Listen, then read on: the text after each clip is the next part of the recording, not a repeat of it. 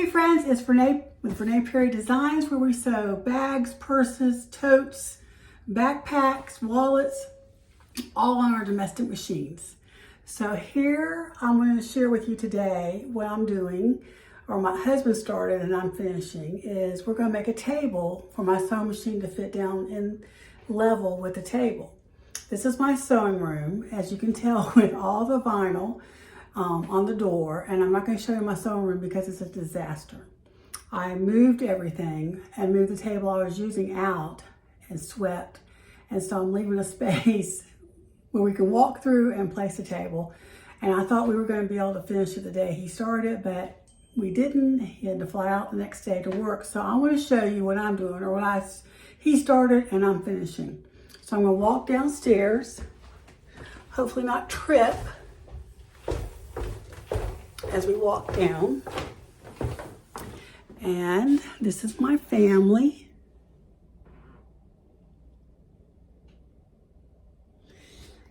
Not that you wanted to see my family, but I thought I'd show you. And this is my living room, where my husband cut out the table. Not cut out, he put the table together and then cut out on the front porch. And I'm going to put you on our piano, our dusty piano that needs dusting, but it's a protective cover. So let's see, I'm going to get you at a good angle here. And I'll tell you what we did. So yes, that's tinfoil on my couch because it keeps the dog off. Well, let me walk around and stand on this side. So what we did is we traced the shape of the machine on parchment paper, put it down, and traced it on a table. Then he started cutting it out with a different saw, not a jigsaw, because we didn't have a blade for our jigsaw, so he used his other saw, and it really hacked it, so we can't use this. So then we went and bought blades for the jigsaw, and I finished cutting it out the next day. I carried this table because he brought it back in, and then I carried it back out to the front porch and finished cutting out the hole, which you can see here, and then sanded everything down. Yes, I did that myself. So the table's a raw table from IKEA, and it's only $99, and I'll put all the links below where you can, if you want to do this. It's very simple.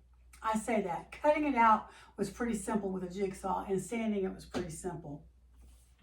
And the reason I cut out the shape with my table is because on my table, to get to my bobbin, you have to lift this up and then lift the bobbin case that lifts up this way. So if I had the table up against it, I wouldn't be able to lift up the case to get to my bobbin. So I saw where this girl cut out, her husband cut out the table too. So I thought that was a good idea. And then I saw where they used the piece they cut out as the base below to hold their table, which is very smart. Well, since I already got hacked, I have to go buy a piece of plywood. And I'm going to use L brackets to put the piece of wood down and to hold the base. Now, some people put 2x2s and then nail the base to the board base to the 2x2s. I'm not going to do that. I'm going to try the L brackets. And I asked the girl that did the L brackets, or her husband did the L brackets, what size L brackets and what size screws, and she told me. So I'll put all that down in the description below, and maybe if you want to do this, go for it. IKEA, $99, you can't beat it. The table I wanted was $699, so I didn't want to spend that much, as I shared before, and I'm excited to get this table done, and hopefully I can get it done before next week. It is Saturday, we'll see. But anyway, I wanted to share that with you. I hope you have a happy new year, and I'll see you in the new year. So I have to come all the way around there to turn you off. One memento.